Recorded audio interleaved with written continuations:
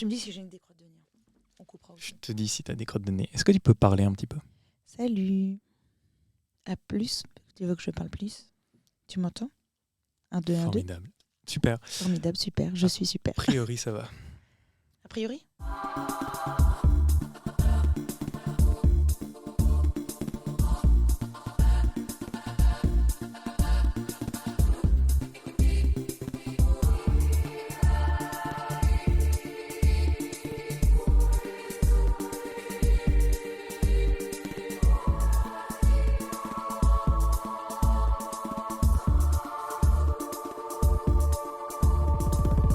Faut pas se mettre autant de... Non, c'est clair. Bonjour Adélaïde. C'est pas... Salut. Ça va? Oui, ça va et toi? Oui. Est-ce que tu peux nous lire ta définition de l'amour, s'il te plaît? Oui, bien sûr. Alors, ça a été un peu compliqué de décrire, donc j'en ai fait un peu je dirais une sorte de poème, un truc... Enfin, je sais pas si c'est vraiment une grosse définition ou plus un poème, mais voilà. C'est très bien. Quoi qu'il arrive. L'amour peut se décrire pour un parent, un ami ou pour une amoureuse, amoureux. C'est de l'amitié enflammée dont je voudrais parler. L'amour est imprévisible. Il peut être merveilleux et terrifiant. Il peut être jouissif et passionné car il prend aux tripes. Il peut être niais et fleur bleue. Il peut être attentionné, évolutif et permettre de grandir, de ne pas savoir où l'on va, mais de savoir ce que l'on ne veut pas. Il est contrôle, il est lâcher prise à la fois. Il questionne, il fait peur aussi. Il est prise de tête, source d'engueulade et d'angoisse. Il peut être sexuel, incontrôlable, enivrant, poignant et parfois déchirant. Il peut être dangereux au point de couper la respiration. Il donne envie de vivre et de mourir parfois. L'amour, c'est aimer l'autre encore plus quand il est chiant et quand il y a prise de tête. L'amour est dans le détail. C'est apprendre, grandir, échanger, évoluer ensemble. L'amour, c'est partager des rires, des pleurs, des joies, des peines. C'est être présent jusqu'aux tripes pour l'autre, quoi qu'il arrive. Cool, merci beaucoup. Et donc, tu penses que l'amour s'arrête quand tu es plus présent pour l'autre? Non, je pense que non, il y a toujours amour, même si tu es plus présent pour l'autre. C'est juste que tu peux aller au point de ne plus être présent pour l'autre, par exemple dans la mort, tu vois. Il y a la mort, mais ça ne veut pas dire que donc tu n'es plus présent physiquement, mais tu peux être présent dans le cœur, tu peux être présent dans le souvenir, dans la nostalgie, sur les photos. Ok, mais quand l'amour s'arrête, est-ce que quand une relation s'arrête avec une personne, est-ce que ça veut dire que ton amour ne meurt pas alors, que tu restes toujours un peu amoureuse de cette personne? Bah, j'ai pas été amoureuse beaucoup de fois, mais j'ai l'impression que oui. Okay. Tu vois que t'as ce premier amour que tu n'oublieras jamais parce que c'est le premier. Enfin, je sais pas après combien... Il n'y a pas de quota, mais après, tu as le deuxième où tu sais que ce qui n'a pas marché, ce qui te permet en fait de peut-être t'aider pour la relation d'après. Ouais. Et puis, on va dire que tu as le troisième. Enfin, je fais tu vois, quand je dis 1, 2, 3, c'est pas en mode quota, mais c'est... Et tu as le troisième où tu sais ce que tu sais ce que tu veux et tu sais pas ce que te réserve demain, mais au moins, ça t'a appris, ça t'a apporté plein de choses pour pouvoir en être là. Et donc, ça veut dire que, ouais, je pense qu'il y a toujours une forme d'amour. Au début, tu es passé par plein d'étapes, genre le deuil, la colère, quand il y a rupture, on est d'accord. Mais je crois qu'il y aura toujours cette part d'amour où tu te dis, bah, je l'ai aimé quand même, j'ai passé des bons moments. Ça a été 3 ans, 10 ans, 3 mois de ma vie, mais qui ont été merveilleux. Il y avait une citation de je ne sais plus qui, mais qui disait que l'amour, c'était exister. Parce que les fois où elle a été amoureuse, c'est là où elle a été le plus heureuse en termes d'existence. Ok, donc l'amour sert à exister. Ce que je comprendrais très bien, hein, ce qui au final me parle beaucoup en termes d'existence. Mais c'est ça aussi, quand tu es amoureux, tu te sens vivre différemment. Ouais, carrément. Mais je crois que tu as plusieurs étapes dans l'amour, tu vois.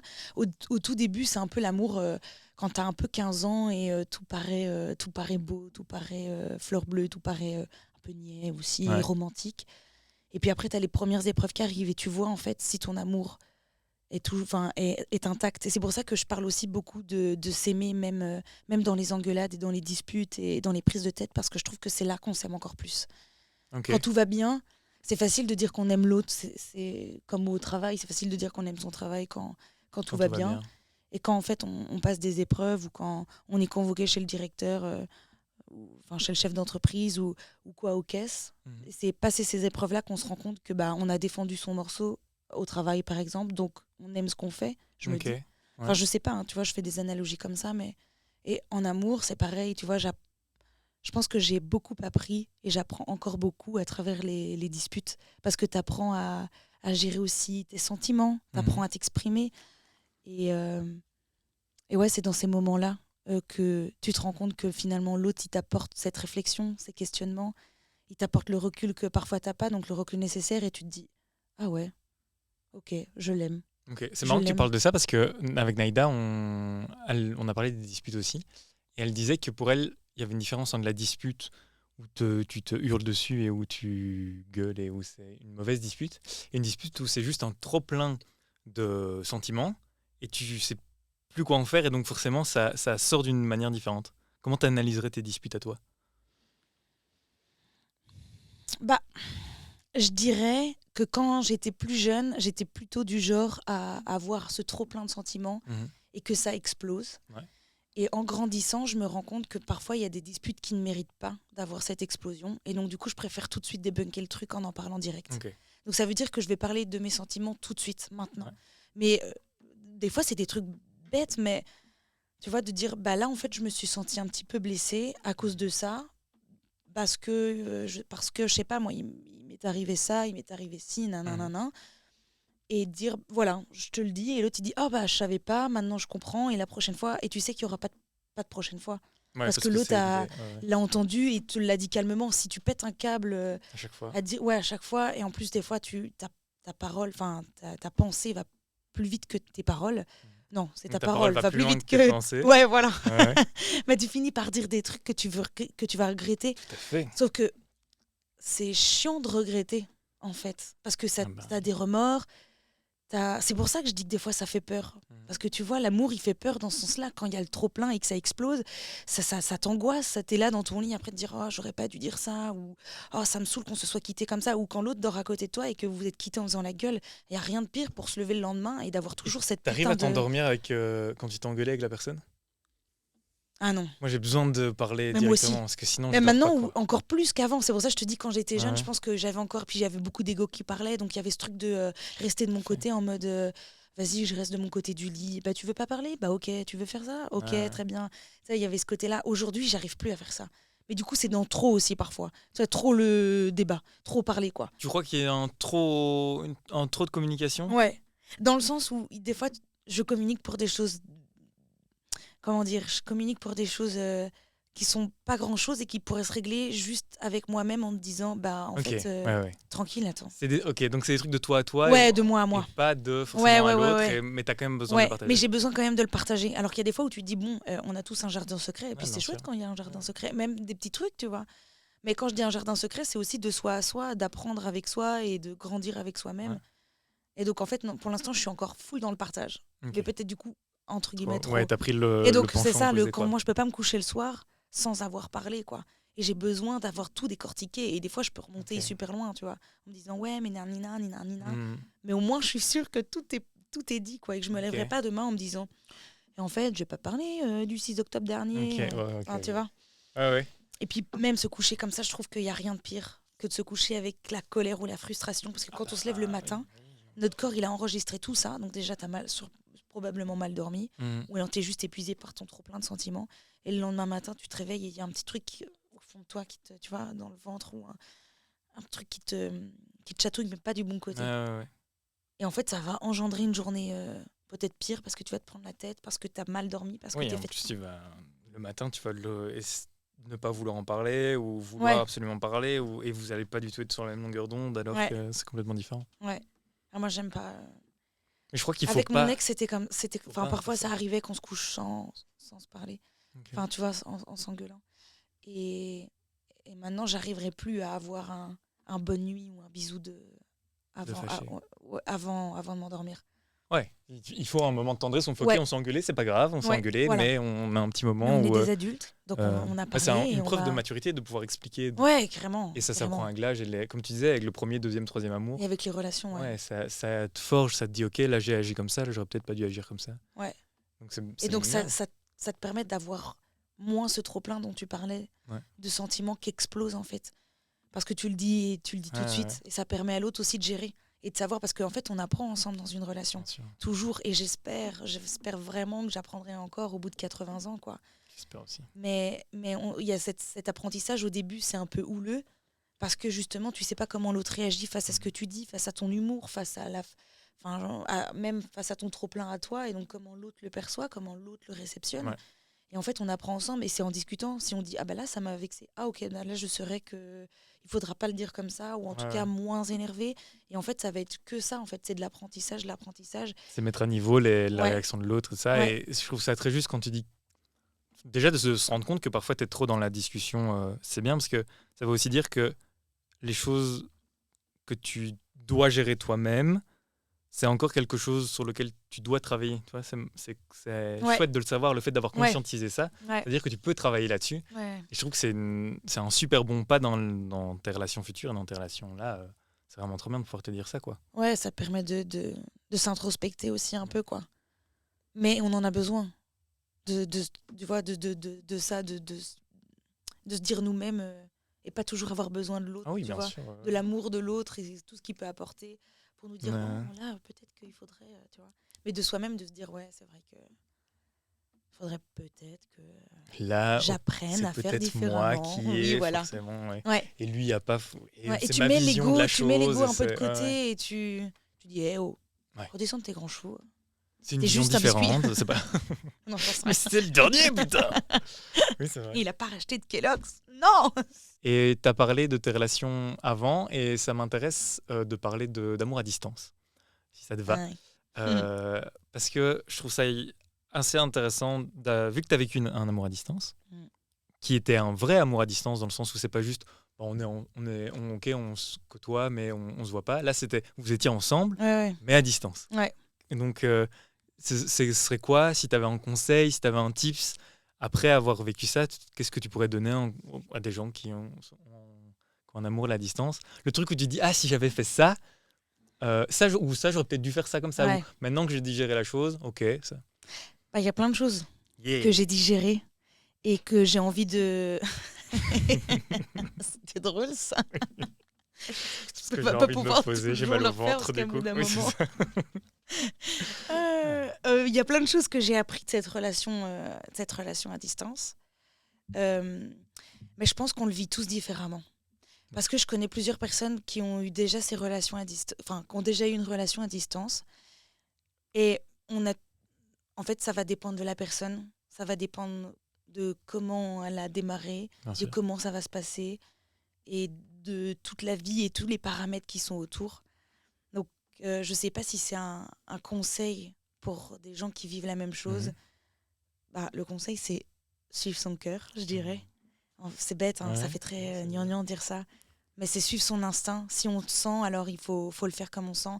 Moi, ce que j'ai appris, c'est que à vivre à distance, plus ça allait, plus les jours passaient, plus j'avais la flemme, mais parce qu'il y avait la journée de travail dans les pattes et tout, de prendre 3 heures pour téléphoner, se mettre en caméra. Sauf que c'est pendant ces 3 heures-là, tu cuisines pas, tu te douches pas. Enfin, tu peux, mais t'entends mal. Tu te douches pas, mais...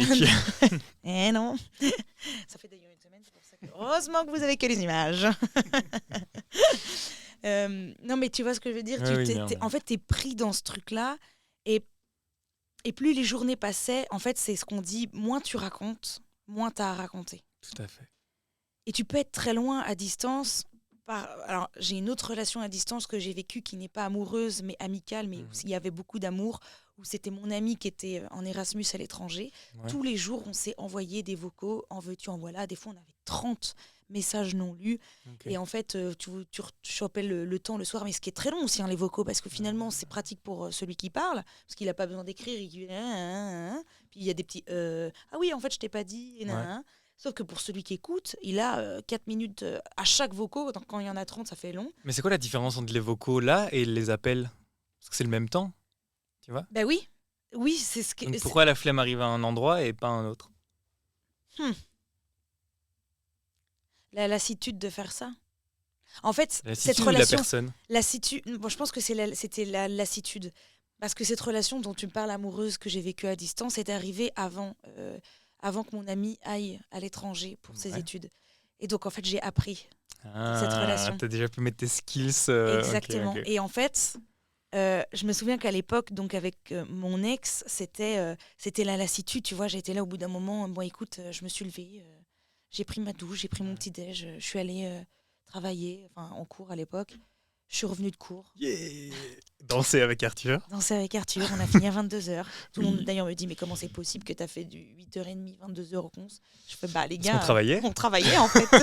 Il y a un moment où Oui. il fallait bosser. Mais tu vois, il y avait ça, on finissait tard. Ouais. Moi, je rentrais, j'étais loin aussi de l'établissement. Ouais. Il fallait faire sa bouffe pour le lendemain, prendre sa douche, faire ses devoirs. J'étais en double cursus dans 2 pays différents. J'avais un mémoire à écrire en France et un autre en commencement en Belgique. Donc en fait, t'es fatigué.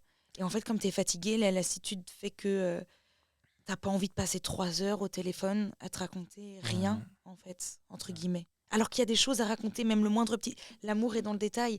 Même le moindre petit détail de ta journée peut peut intéresser l'autre et peut faire débuter une conversation. Bien sûr, Mais en fait, moins tu racontes, tu dis, bah voilà, j'ai fait ça. C'est tout. Ouais.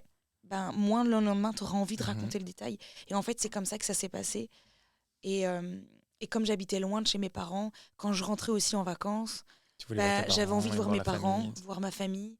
Même si voilà, je les ai quittés il y a 10 ans, enfin j'ai arrêté de vivre avec eux il y a 10 ans, j'avais quand même besoin de ce retour aux sources, parce que là on habite dans une capitale, j'habite au bord de la mer du côté de chez mes parents, donc il y avait aussi tout ce besoin de retrouver. Bien sûr.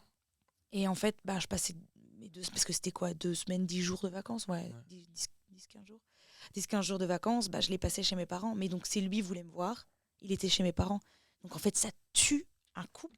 Quand t'as les parents dans la chambre à côté, beaux-parents en fait. Mais ça, quand j'avais la tête dans le guidon, je m'en rendais pas compte. C'est après, je me suis dit, mais on n'a jamais eu d'intimité en fait, vraiment, pur et dur. Alors si, on en a eu quand on partait en vacances ou qu'on se faisait des week-ends, mais c'est pas la même chose que de se dire, écoute Adé, tu fais 5 jours chez tes parents, tu peux les voir, c'est cool, mais tu peux faire aussi 5 jours chez ton copain pour vous retrouver en fait. Et ça, il n'y a pas eu. Ah, le conseil. Le conseil de délai. Si, voilà. Maintenant, tu vois, c'est en parlant que ça se débloque. Mais le conseil, c'est en fait se retrouver. Prendre le temps de se retrouver. Et donc, le bon conseil, c'est ne pas coucher avec son copain quand il y a les parents à côté. Ouais, non. Après, les parents, ils sont pas bêtes, ils le savent. Oui. T'es bien né d'une union entre 2 corps. Mais je pensais que tu allais aller autre part dans l'union, mais oui. Oui, on s'arrête là, on sait jamais. Des élèves qui regardent.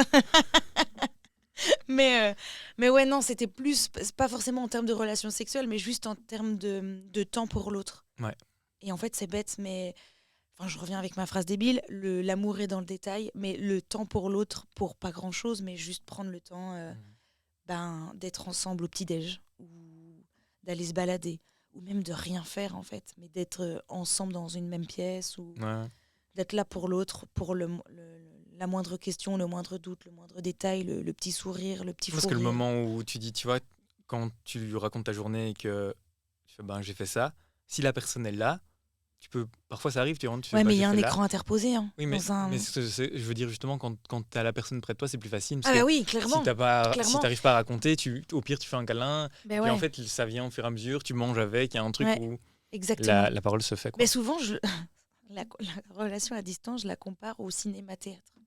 C'est-à-dire qu'au cinéma, il y a une caméra entre le public et l'œuvre. Oui. Alors, ok, au cinéma, tu vas me dire qu'on peut rentrer dans le détail, on voit le moindre sourcil qui bouge. Enfin, on est d'accord qu'on est à fond dans le regard d'une personne. Mais il y a quand même cet écran qui nous sépare. Alors qu'au spectacle, au théâtre, c'est un spectacle vivant. Donc, c'est-à-dire qu'on est face au comédien. S'il poustillonne, on a son poustillon et on le vit, son poustillon, tu vois. Et on dit poustillon ? Postillon ? Moi, j'aurais dit postillon, mais je trouve ça mignon, poustillon. Ça fait un peu poustify comme ça. Parce que tu pousses ton Oui, crachat. tu pousses ton tillon. Et donc, tiens, chope mon tillon avec mon poustillon. Ok, bah le postillon, postillon. Le postillon, je dirais. Après, peut-être. Bon, Fred, pardonne-moi. Le crachat. Le crachat. Non, mais tu vois, je veux dire, t'as ce truc-là, mais comme Ouais. on fait là, en fait, tu Ouais. vois, je sens ton énergie, tu sens la mienne. Tu sens tout. Mais ce que je veux dire, il y a ce truc de vrai, de vivant. Et Oui. en fait, au bout de tant de temps de relation, quand t'as toujours l'écran, c'est difficile. Mais après, je connais des gens, ils le font depuis 6 ans. 6 ans, mais 8 ans. ils se voient combien 8 ans, pardon. C'est quoi leur fréquence de retrouvailles Tous les... à peu près 4 mois. 4-5 ans. Tous les 4 mois. Ah, mais ça va encore, je trouve. Mais Non 4 mois, c'est 4 mois. Et regarde, quand tu as fait ta rentrée en septembre, ça fait septembre, octobre, novembre, décembre. Ça veut dire que tu te vois qu'en décembre, si tu t'es vu au mois d'août. Ouais. Tu vois, bah, il s'en Oui, passe ça fait des long, choses. bien sûr, Ah ouais. bien sûr, bien sûr. 4 mois juste d'écran comme ça, tous les jours en plus. Mais si le moment de retrouvailles est... Bah, c'est ça. C'est Ça là veut où dire tu te qu'il rends faut compte. que le moment de retrouvailles, t'aies du temps pour l'autre. Oui. Si t'es chez les beaux-parents... C'est compliqué. Mais je regrette pas cette période dans le sens où je Non, bien reproche sûr, rien à oui, mes on parents. est- Et non. voilà, hein, mais Parce que ça aide. voilà, c'est juste que c'est le petit tip. En termes d'intimité, ça aide. Quoi. Ce que je comprends tout à fait. Mais bon, j'étais plus jeune aussi. Enfin, tu vois, tout ça, c'est des choses que je me dis par réflexion, mais parce que je grandis aussi. Mhm. Parce que je grandis en termes d'âge et que cette relation s'est terminée et que j'ai su prendre aussi du recul. Bien sûr. Pas tout de suite, on va pas se mentir, mais que j'ai su ce qui allait pas et j'ai su prendre du recul et que j'essaie en tout cas pour le futur de pas refaire les mêmes erreurs que le passé. Parce que j'ai eu du regret. Ça m'a un peu rongé pendant quelques mois, Mhm. là où l'amour peut faire mal, justement. Et je me suis dit, ça fait vraiment très mal que pour le revivre. Alors, je dis pas que je vais pas revivre un cœur brisé ou la douleur de l'amour, Ouais. mais en tout cas, je veux pas revivre la même chose que j'ai déjà vécue. Si je revis quelque chose où ça fait mal, Ce sera autant que ce forcément soit nouveau. différent, à mon avis. Ouais, Vu que, parce que c'est une autre personne, mais parce que ouais. tu as su apprendre aussi. Même toi, t'es une autre personne. T'es plus la même personne là maintenant Oui, qu'à parce que l'époque. j'ai su, on va dire, pas m'améliorer, mais T'adapter. ouais, Si, j'ai su t'améliorer aussi, je crois. m'améliorer de Ouais, ça, vraiment tu qu'il y a vois. un truc. Si j'étais restée dans enfin, tu vois, dans mes carcans en disant bah non, ça se passe comme ça, je vais faire ci, je vais faire ça. Bah en fait, peut-être qu'aujourd'hui, ce serait la même chose et que si mon cœur était de nouveau brisé, bah ce serait pour les mêmes raisons. Et donc autant qu'il soit entre guillemets, je me le souhaite pas, mais autant que la prochaine fois j'ai un cœur brisé pour d'autres raisons et que ça me permette de grandir, Ouais, bien sûr. même si je touche du bois, en espérant que c'est pas du contreplaqué. Si. Ouais, je comprends ce que tu veux dire. Il y a un autre truc qui m'intéressait, c'est t'as un rapport à l'expression de tes sentiments très pudique. Tu vois ce que je veux dire ou pas? Par exemple, pardon, avec, même avec tes amis et tout ça, genre parfois le fait de dévoiler que t'es avec quelqu'un et tout, ça prend du temps avec certaines personnes. Et donc ça m'intéresse de parler Tu de ça. dis ça pour ça? Je dis ça Parce que pourquoi pudique, on est d'accord, c'est quand tu gardes des choses pour toi, ouais. Ok, parce que moi je suis pas très pudique. Hein. Mais justement, mais tu dis ça parce que moi j'ai parce que la dernière relation, enfin là en l'occurrence, t'as gardé ça beaucoup pour toi. Et donc ça m'intéresse de savoir, est-ce que c'est une peur d'avant, de par exemple d'avoir trop donné et de se dire ok, ça je veux le garder pour moi et de vouloir protéger ça, ou est-ce que c'est... Merci d'avoir écouté ce podcast. Comme tu le sais déjà, il est tiré du spectacle Et si on parlait d'amour, spectacle qui est soit toujours en création, soit en tournée. Toutes les infos se trouvent sur l'Insta. Si t'as kiffé, n'hésite pas à t'abonner avec le compte de ta mamie, de ton frère, de ta cousine, de l'ex de ta sœur. Nous, ça nous donne de la force et ça soutient la chaîne. À très vite et surtout du bonheur.